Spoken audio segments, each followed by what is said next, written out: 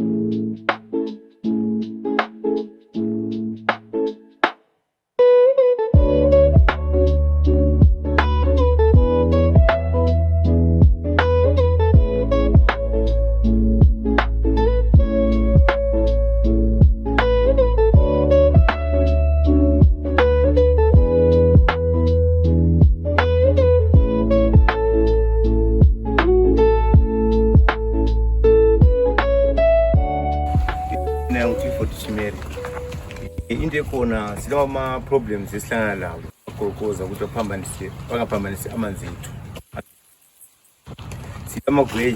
Amagweja lawa babuya beripa imfula baphambanisa inflow yethu. Bande siltation yonke ingena phakathi kwamadamu ethu. So ngalokho abadala bathi khona ngilimele lapha ngilitshengise okunye khona okuncane kuseduze ubone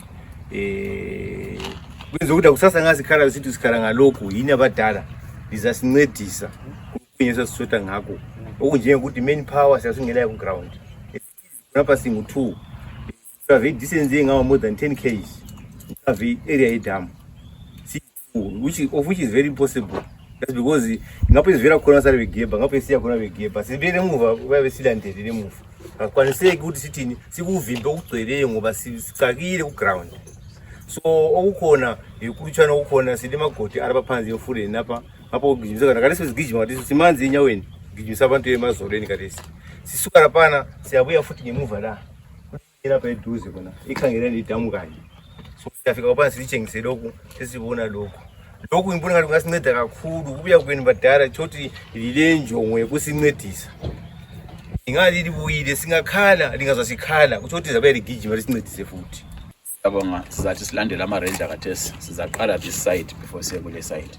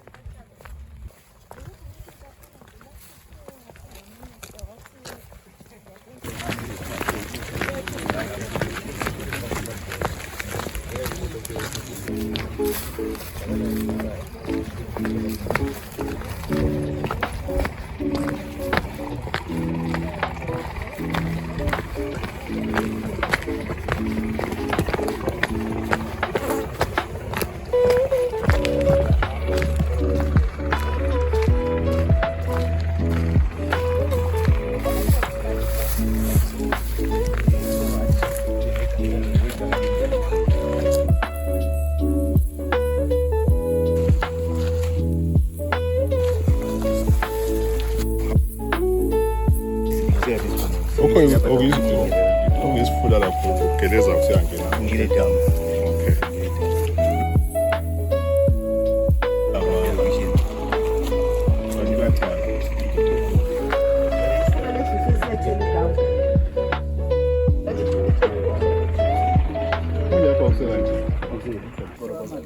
access road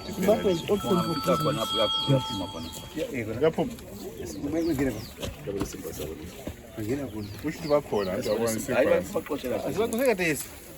Sike sijile ngapha wasibona wathi yini double konke ukuthi double madivide.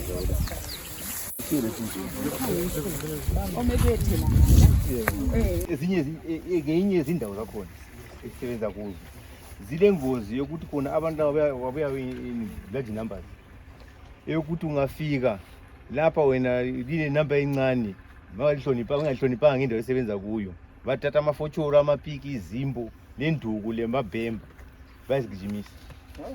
For example kulabanye ade bekhona bona mdala uNdlovu uyakwazi ngeke ngabotshwa mina otherwise 2014 and 15 sengidubulo omunye ugweja ngangena estoksini very fine i-council yasebenza yangenela yanthi akuyathenga ama-lawyer ngaba safe lakathi emsebenzini kutshengisa ukuthi bayabesilwa abantu laba okukhathesi abaningi bakhona sebebaleka konokana kwayenzakalayo kwenza ukuthi banjani bayesabe abasagijimisi okwakuthi bangabona wasekhoneni ngapha gijiswa khona amatshe nenduku zawo leziyana but angaye free sebebaleka like izithi story belapha thina sithusha ngelo twabaleka bonke baphuma. Siyabonga ngakho nokuyana ukuthi abana kuyavunyelwa ukuthi council isiyengezele inamba ngoba sibalutshwana isinje so ngisukela elowancema kule ndawo ethiwa komtshaza phansi le up to Falcon Bridge phezulu le C2 mangisuka ngale kulo mangayimela uzothi mangayimela umuntu wakhona o sentry yawo iyabe khangela mina ngisuka lami ngale impelekezela inshiya le ingilindi lapha sala begebha ngase ngisuka ngale bayabatsho ukuthi sephenduka umuntu osebuya ngifika ngapha sokugejiwe ngemva kwasala begebha futhi so ngiyabe ngenzi lutho okwaminya ngiyethusela kuphela but ngiyabe ngila effect eyangaphi as because ngapha ngivela khona ngikhangela ngapha ngiyekona ngikhangela so bengicela ukuthi abadala ngabe ngasengezela istaff kungasinceda kule technology ekhulunywe ngumfowethu iyenze ukuthi kusebenzeke lula njalo sibonakala singabantu abasemsebenzini. Ngiyabonga. Maybe ngathi into akhuluma ngayo i-technology I think kufana into ezifana nama-drone. I-drone yakhona ukuthi ukhatshana wena uyitobethu ngapha awukho engozini iyafika sibili abantu thatha impikitsha lama-videos begebha lapha. So I think into zona ezobazazikhangela abadala but okunye ncema esingakukhuluma khathesi ngathi la wabona amagodi la isifula lesi sithela siyangena encema apha ncema ngaso kunje sokugwethe sokulamagodi akusela floor asayitholi ifloor mele siyithole. I think what is happening this year is one of the best years in terms of rain but I think upper ncema is almost 40% on. Let's sense the analysis safame sesikhuluma sesiyapha elokhozeni emzimane nje. Ngo-2017-2018 one of the good years in terms of rain season. Around this time around 2020 around the 21 January 2017 or 2018 umzimane was around 70 something percent. But at this look sikhuluma abo 32%. So a way of lapho kumele sithole khona idamu likhongozela amanzi aright amanzi angcono silokho silama-problems wona lapho usukele ekutheni ukuthi silama-problem alathethwa ngabantu okungekho emthethweni. So we are very worried about these kind of activities ngoba iyasimazela amadamu. iBulawayo is never really worried about i-situation but ngibona ngani ngokuya kwesikhathi sabe silahle sikhala ngokuthi kule situation iyabe ngoba anti-situation ingagcwala emadamu. What happens, they now have a lot of soil. Idamu lingagcwala but kuyabe sokuyinhlabathi phansi asikabi lapho but ngokuya kwesikhathi we will start worrying about this situation yamadamu.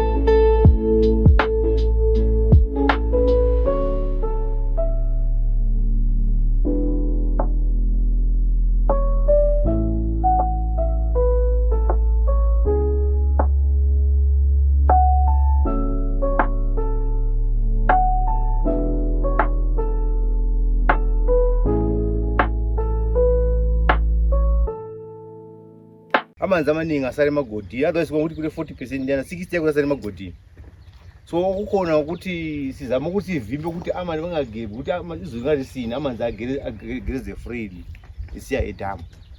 Yathi yinto enkulu lapha. Abantu laba abalapha abasebenzisi ukugezisa. Basebenzisa metal detector machine.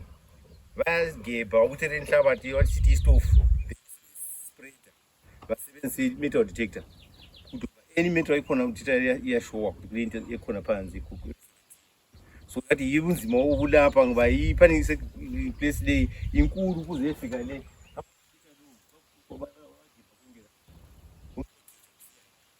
So sesenze ukulala khona ungagebi laba geba abantu siyapheka basala begeba. So ungahamba uyopheka usayisikhathi eside ungayi basala begeba emva kwakho njengoba mangamela bekhangeli ngathi ngofisani yento ekhona khona.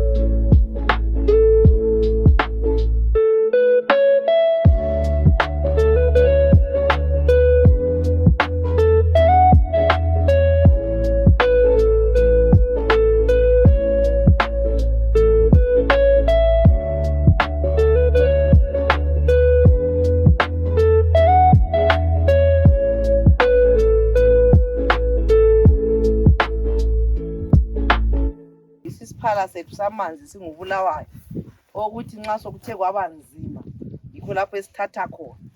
Kodwa as we see sizikhangelele lapha namehlo enyama siyananzelela ukuthi esiphaleni vele kakulalutho. Ngilethemba lokuthi yiso isizathu se-trip le siku-fact finding mission ukuthi yindaba kungelalutho esiphaleni. Siyabona kulalutho sonke nina yithi kodwa isiphala kumele sisifikise in-next rain season. Njengoba sekhulumile manje lo sela kokunye ngakho ya njengoba sekhulumile ngesiphala isiphala sethu Upper Ncema. Upper Ncema at the moment is at 41%. It's a worrying level ngoba kunje kathesi kumele besikhuluma ngama-60% or so. Sike sakhuluma sabona anti sibonile amagodi phezulu. So imbangela sesiyazi ukuthi why amanzi engangeni ngapha. So idamu lethu alikhongozeli ngokuthi amanzi awageleze kuya ngaphandle. So njalo even ngikhaya isiphala nxa singasela lutho ukuthi indlela esingenile. Ngoba abaningi abingi bayasibuza ngale kwabulawa kanti why engineer engakasikhipheli ishedini. We have just managed to reduce it from 130 to 96. But esijayele ukwenza ngo-March ikhona esenza khona i-stock take. I-stock take ufana nokuthi wena usuzitshela ukuthi hayi njengoba izulu selizakuba. So amanzi ethu akhongozela okungakanani. Ngakhona okukhona nge-21 month rule yethu liyana yethi yona 18 months your dam should supply you without you worrying about anything. But khathesi ngokubona kwethu vele we should start worrying. Ngoba nxa si namhla ngo-29 ngo-30 our rain season usually ends ngo-March somewhere khona. So we're only left effectively with uFebruary. February ngawukhangela i-curve abakhangela ukukhatha. February usually is the peak of your rain season naturally in this region. So sizabona maybe ngabo February ukuthi sabe sesithole okungakanani emadamini, but at the moment it's still worrying. Kanti yabona umela akhawule ngapha amanzi. Khona kuyi brown into impompi leyana anti umele ibe phansi ungayiboni leyana impompi leya. Ipipe leya. Umlomo lwana lapha nalwa impompi la akumelanga singanjani singawuboni umlomo. Ngamela ngasuwubona umlomo lwa. Kumele ube phakathi kwamanzi. Okuyi brown okumzila lokho yana yikho lapho okukhawula khona amanzi edamini. So sikhachana vele. Sikhachana. So this is one of the reasons why sibuye lapha ngoba one of the critical dams besides uApha Ncema nomzingwane. Sizakuyabona umzingwane ukuthi why la engakagcwali. But it's almost basically the same story. So yikho sibuye namhla lapha. So isiphala sethu asinalo thokani. Asicalanga. So siyabonga ke ngokubuya kwethu unless nxa kule mbuzo we can maybe entertain 2 or 3 questions from our key stakeholders. Maybe before that, from a security point of view, water is a national resource. And from a social science perspective, the city is not secure in terms of water. So whatever is being said, the GDP of the city, the water security of the city is not secure, as you can see. So I think it's high time we understand where we are in terms of the water resource. We are close to the bottom. So it's a serious challenge, and I think Lati we need to, in terms of security, city really look into how we secure our tributaries, our streams, and everything that helps bring water to the dams. We need to be resourced in that aspect, as we are saying there. Yes, thank you so much, Engineer.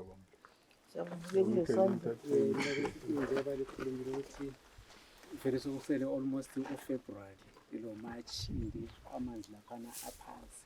Sizaphonga ukumelela kuphela ukuthi amagodlana azagcwala amanzi abuye azozofika ngapha kumbe city council ngazama something ukuthi kube lokugqibela nje kancane ukuthi ngoba ukuthi siphonga ukumelela nje. Siyazi ukuthi ngaye izulu nxa lihambile kunje vele azabuye egcwale kwaphana lapha zaze ephuphume sebuya lapha sithi siphela vele sizabe sesirationyelwa amanzi kwenye indlela engasesi angazi ukuthi maybe ithini lokho. Yeah, nxa usugula ngelokhu zena usafuna general practitioner phela umidingo specialist. Ngapha sisekho ku general practitioner ward. Ufuna specialist la. But hayi ngiyalizwa khona vele uthwele. But ingqeme iphukwe lapha befuna ukuphendula.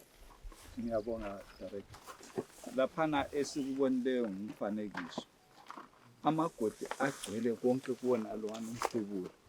And ayisi Apha Ncema kuphela. La lapha esizadlula khona. So ke ukuthi sidinge ama means lemtchina ukuthi ingene egangeni. Kungezinye indleko. Okwakhathesi ubulawayo ubophe ibhandi. Kodwa ke nxa sizama ukuthi si-enforce, singathola amandla ukuthi si-enforce, i-deterrence will work better than ukuthi thina singene la. Sizingene ngomtshina sizogqibela ngoba hayi amagodi maningi. Ubaba uNdlovu, u-Chief Ranger, ukhona Ndlovu? Usichasisele nje briefly ukuthi laphana ngithi bekungumfanekiso wamagodi ukuthi kugcweleni phakathi la, just briefly. Amagodi akhona siyazama ukusebenza kodwa hayi amagodi akhona sikhulela inamba yabantu abangamaphanazi babaningi thina sibalutshwane ku-ground. But amagodi akhona siyazama. Nxa singaqalisa ukuyagqibela ngale sisuke siyoqalisa ukugqibela ngale basala basala begebha. begebha kutshe. Yeah, so uyumo okhona. Owambuza ukuthi lapho nasifika khona ngabaliseni ngibone benamathuluzi abo lawana abayiba Amazenge lawa namasefa. so enginanzelele ukuthi amapholisa abagijimisa bechiza into lezi alila common power nyokuthi lithatha amathuluzi abo lawana bakuzimpa kwesana ngoba kuyadinga izenge bekuyabonisa Hayi umbuzo wakho valid but ngizengicela uba abantu abancedise khona. Hayi siyabonga. Lingakhangela main stores lapha nxa senza ama-auctions. Ntemba la libona amafocholo, amapiki, izimbo. We confiscate a lot. Angithi sinanzela lapha nasithwele lapha bebabili. These other teams were elsewhere. So imota nxa isiwile kwaphana kuyalodwa konke lokhana ngoba at the same time izikhali zabo zokugebha izikhali futhi ezisilimazayo. Ntemba liyananzela ukuthi vele silabanye asebeka mafa sibili bebulawa ngomagolokoza. Kuyafana la ku-sand poaching e-town khona le malokishini. We get injured through those things. So we do confiscate civil asichi. Ngabe valeke bachiya thina siyathatha. Noma umbuzo lami uku-security khona but maybe in terms of ama-statistics because laphana singali babethe ba-operator beyi-2 at some point. So kahle vele how much manpower or how much capacity does the city council need? And khathesi okushotayo kungakanani? So maybe if we work with numbers, xa ungaba khona maybe abangaba nakho ukuthi bencedise. How many people do you need to actually man ama-areas anje? I think that question was going to be better answered by Ulen's inspector Sibyangalai. But can I believe it by the end of the tour? I'll tell you that information from the relevant office.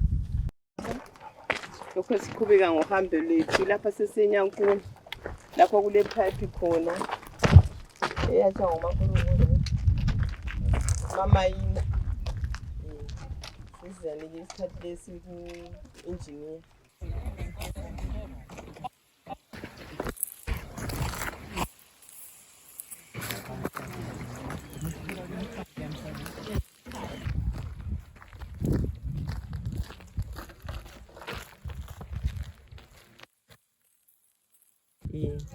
Sizanike isikhathi lesi ku-engineer.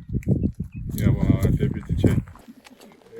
Liwunanzelele phela ukuthi umgwaqo unjani. Yeah, ikho lapho kusebenza khona abantu every day up and down. Hayi, idamu lethu liyananzela ukubona.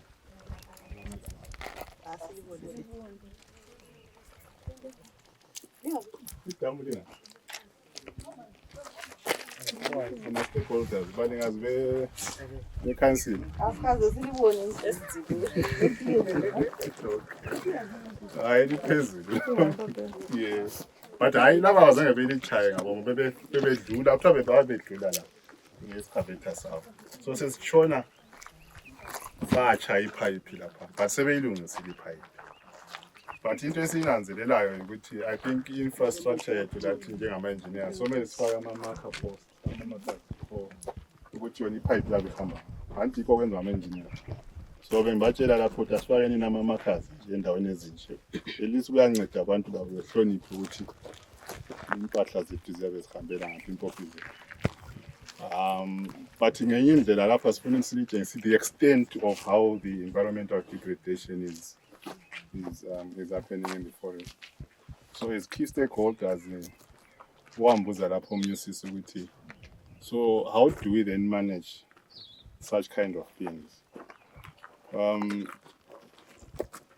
Indaba yonke vele ifuna abantu sibonisane singumphakathi. Awusoze wayinqoba uyi-one. So you all need to be a collective effort. That's why we are here as stakeholders. Lola uzafika ayikhuluma indaba ngendlela ayibone ngayo. Omunye abona indlovu ngesayidi leliyana elempondo, omunye abona indlebe, omunye abona okunye. So bathi singakuhlanganisa sonke sabe sibona indlovu phandle. So this is why we are here. We are all key stakeholders. Awulandaba ukuthi ungu-chair kumbe ngu-deputy chair kumbe ngu-engineer or whoever, singama-stakeholders sonke. So isitori esizaphuma lapha kumele kube isitori esizayenza ukuthi kube sisi lapha ngimkhangeleni. isikole sayenza ukuthi kube awareness creation. It's not awareness creation of abantu esibachiye ngalabo abakamlayo. Labo nalaba ngama-stakeholders ngoba phela nxa sephakathi khona usungamchiya njani even i-artisanal mine. Ngenye indlela now that person is now a key stakeholder. So mele simfundise maybe sometimes umuntu abengakwazi ukuthi into ayenza maybe ayikho right. So that it's our role ukufundisa amanye ama-stakeholders ngokuthi vele impact ngokuthi yena i-environment iphathwa njani. So that's why we are here, to create awareness for ourselves and for those who are not here. Angazi ngakulo okunye kumele kukhulunywe through ngabe lo okunye ufuna ukukhuluma.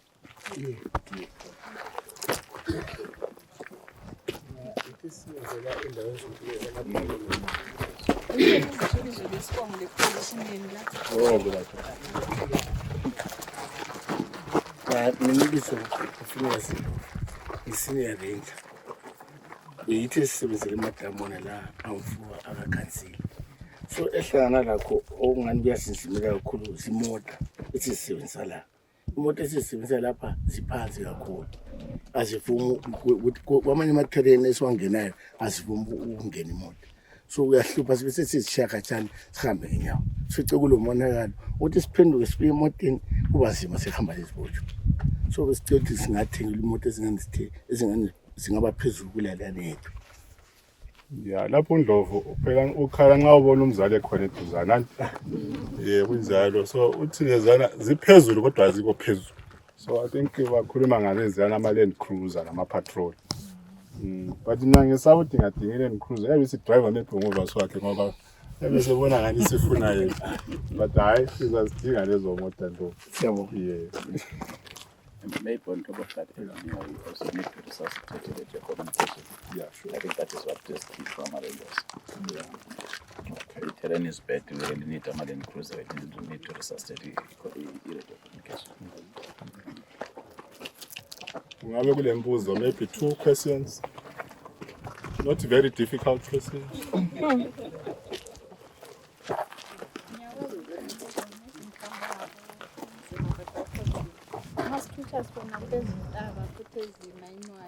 Within the catchment, less than 10 kilometers. Impendulo ayitshintshi. Impendulo yona leyo vele 1 + 1 ukunika 2. Hayi siyalizwa mama khona okweli esike sakuthinta ngathi. Njengoba sithe thina ngapha silande ukuthi sizoyenziwe i-create i-awareness creation.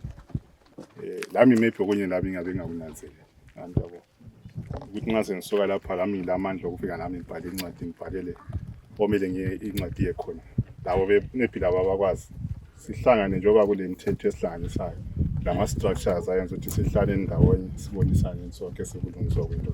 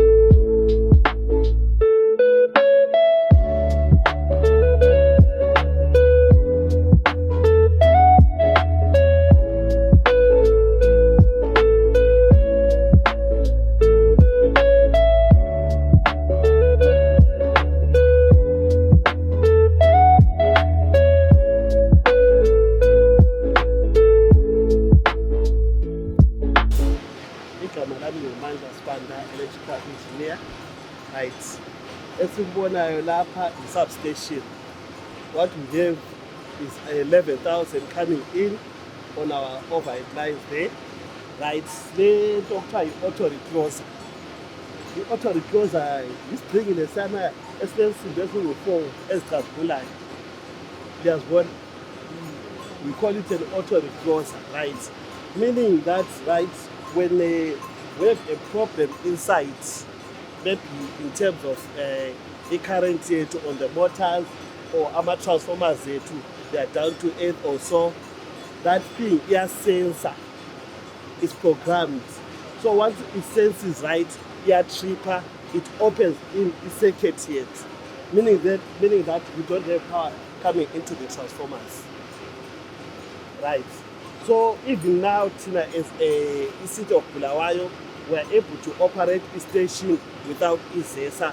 We can come in there, open our control box, then we trip the circuit there, then we add, then we can work on our transformers.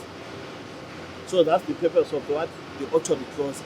Initially, in Yeko auto recloser, our transformers were actually being protected by all message arresters that were manually operated.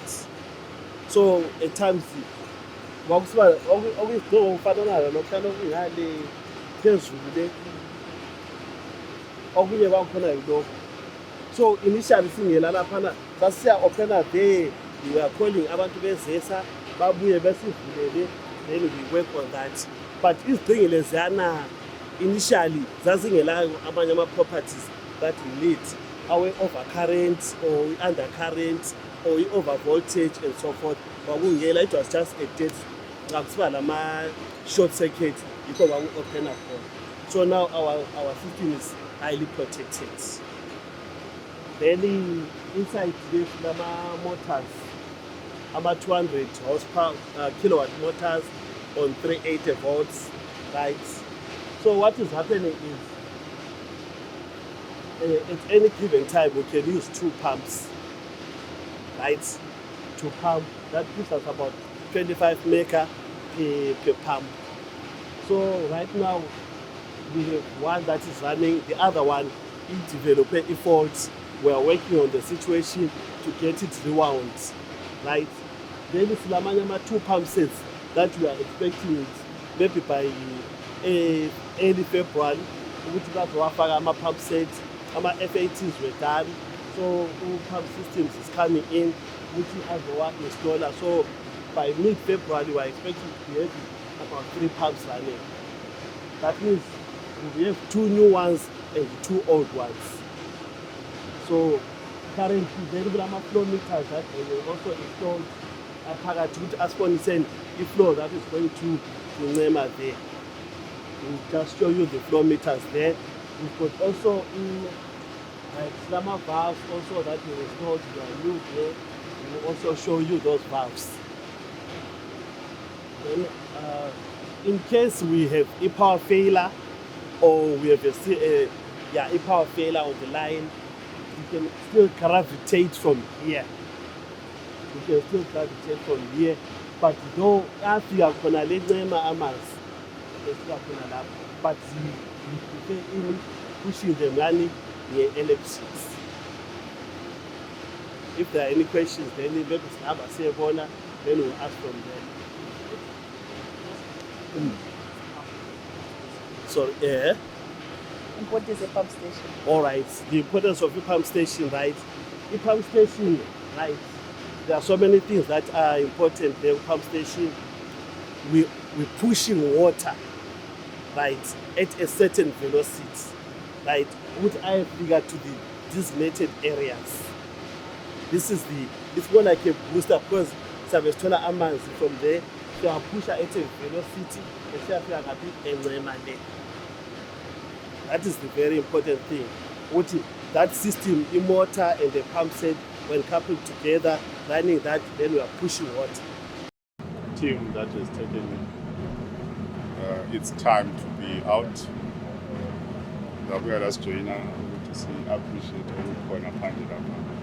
The city has got 6 dams. So by right, we should have appreciated all the 6 dams. But it was not by accident why we even picked Inyankoni, the Upper Ncema, Inyankoni, Umzekwa. Ukhulumile lapha uchair ukuthi Inyankoni, I mean the Upper Ncema is a key reservoir esijayele ukuyisebenzisa ngaso isikhathi ngaso. So we needed to appreciate what is going on there. usually around August, September, siyacela lapha abadala ukuthi besivumele ukuthi si-release amanzi from upper to lower. So njengoba libona ukuthi upper ncane njani. So unganyathula sethu sokuthi ngasingenaso isiphakama. But anyway, we do appreciate that. We have seen what is happening at Upper Ncema, we've seen what's happening at Mzingwane, we've seen the activity that is going on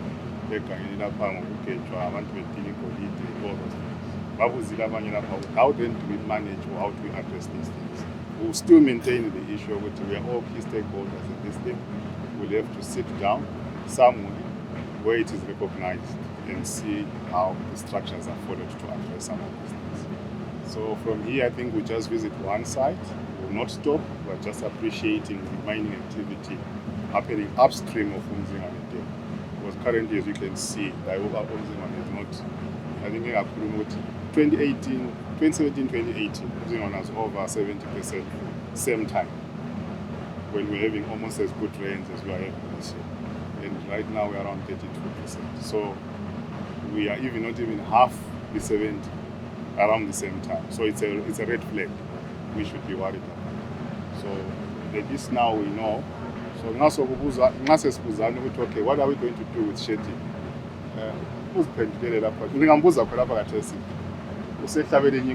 It's no longer the same statement. I think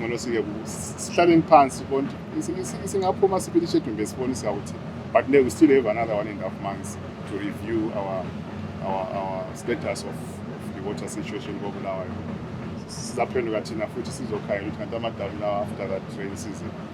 So there's a supervisor initiative. But over Monday, that just others. Thank you so much. Over to you, Chief. Okwami ngathi sikubonga uhambo lwesibelalo namhlanje kakhulu okokuqala ngizathanda ukubonga iCommittee ye-Future Water abayibo abahlale phansi through ipressure abalayo emawadini lapho abavela khona basebesithi bafisa ukuyabona ukuthi kwenzakalani emadamu.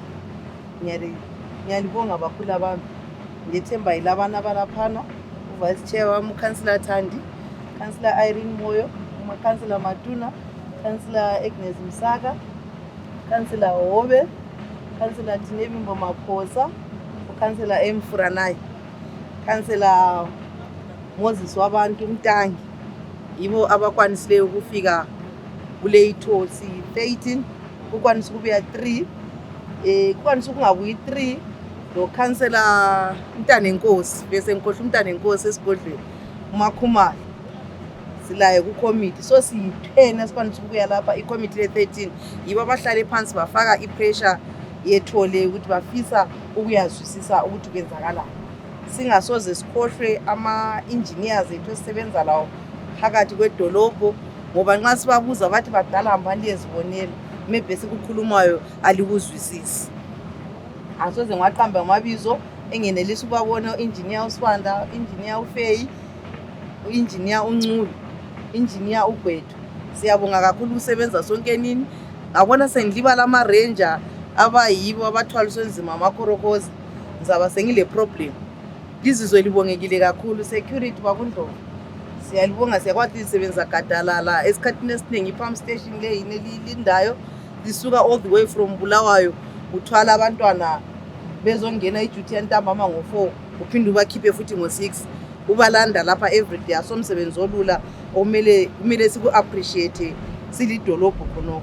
Bese ngibonga kakhulu ama stakeholders ethu abe media phela thina yino somlomo bethu asingeke sakhuluma thina kwanele asingeke sikhulume kuzwakali abantu bakwanisa ukulilandela in various platforms elikukhulumileyo then i-conversation ngabadala iqalela entweni linelizibhalileyo ngoba libonile alizwanga okuhle ukuthi kalizwanga lisibonele. Siyabonga bakithi hlalani lisixhasa nxa lifuna information ecorrect contact the relevant offices lizayithola injalo. Nqobile bese ngikuchile bakithi wena ngwe esihamba lawe emkhankasweni enje kwenzela ukuthi ubhale izinto ozibonileyo. Mina okwami ukubonga kodwa ke nsithi umsebenzi lo ngowethu sonke nini Bulawayo omuhle. Whether you are a councillor, you are a journalist, you are an engineer, you are a farmer, ekugcineni kwako konke we need water. Amanzi siyawafuna sonke nini. Kodwa ke asibambisaneni phela sibone nini ukuthi udubo lolu olwe-mining oluyilo esikhangelele ukuthi yilo olusilimaze kakhulu singalulungisa njani. Ngize ngizisola ukuthi wayubulawayo geographically wafaka endaweni legolide ngoba ekugcineni kwakho konke sesisafa ama-consequences mhlawumbe awegolide. Ngizwe imantra ethi ilizwe lakhiwa ngabanikazi ba maybe sindawonye singancedisana indaba zama-mining activities ukuthi sizigweme njani ukwenzela ukuthi sonke nini sithola amanzi ngoba ungaze ube ngubani amanzi uzawafuna. Ngalawa mazwi ngiyabonga.